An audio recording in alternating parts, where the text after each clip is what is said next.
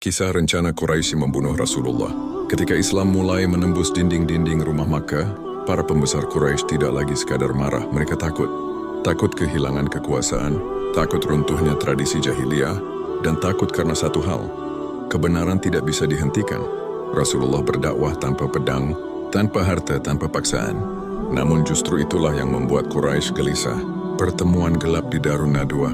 Pada suatu malam, para pemuka Quraisy berkumpul di Darun Nadwa, tempat mereka biasa memutuskan urusan besar. Malam itu udara dipenuhi kebencian dan ketergesaan. Disebutkan dalam riwayat, iblis hadir menyamar sebagai seorang tua dari Najd, berpura-pura memberi nasihat. Ia menyulut ide-ide keji, seakan peduli pada masa depan Quraisy. Usulan demi usulan pun dilontarkan. 1. Memenjarakan Rasulullah. Namun mereka sadar, dakwah beliau akan tetap hidup, bahkan dari balik penjara. 2. Mengusir Rasulullah dari Makkah. Tapi mereka takut jika beliau pergi, Islam akan tumbuh lebih kuat di luar Makkah. Hingga akhirnya Abu Jahal melontarkan usulan paling keji, kita pilih pemuda kuat dari setiap kabilah. Mereka menebasnya serentak. Dewa rempahnya terbagi ke seluruh suku, dan Bani Hashim tak akan mampu menuntut balas. Usulan itu disambut sorak persetujuan. Setan tua dari Najd pun berkata, inilah pendapat yang paling tepat. Malam itu keputusan P34 yang diambil. Wahyu turun di tengah ancaman, sementara rencana keji itu disusun manusia. Langit tidak diam.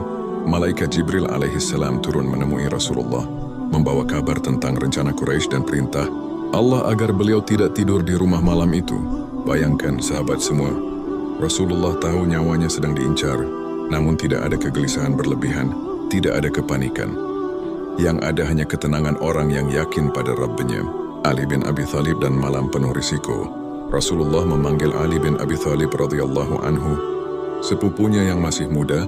Beliau berkata dengan lembut agar Ali tidur di tempat beliau, memakai selimut hijau khas Rasulullah. Ali tahu, jika rencana Quraisy berjalan, pedang-pedang itu akan mengarah padanya.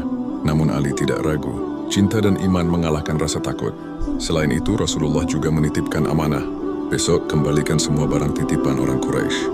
Ironis, sahabatku semua, orang-orang yang ingin membunuh beliau justru mempercayakan harta mereka kepada beliau karena kejujurannya.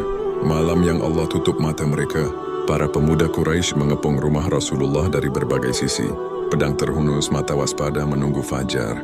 Namun ketika Rasulullah keluar rumah, Allah menurunkan pertolongannya. Beliau menaburkan pasir ke arah mereka sambil membawa, dan kami jadikan di hadapan mereka dinding dan di belakang mereka dinding. Lalu kami tutup mata mereka, sehingga mereka tidak dapat melihat.